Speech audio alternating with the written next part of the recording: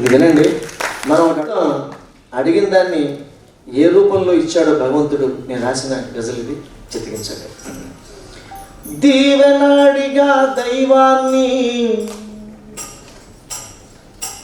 దీవెనాడిగా దైవాన్ని, దీవెనివ్వయ్యా స్వామి దీవించో అని అడిగా.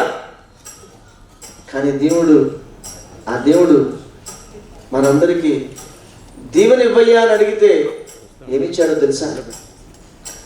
దీవెనాడిగా దైవాన్ని,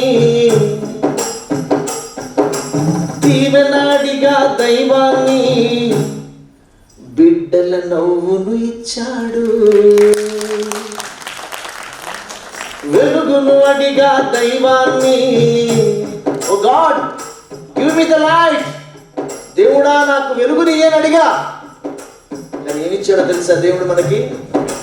వెలుగును అడిగా దైవాన్ని, వెలుగును అడిగా దైవాన్ని, గురువును ఇచ్చాడు, గురువును ఇచ్చాడు, గురువును ఇచ్చాడు, గురువును ఇచ్చాడు.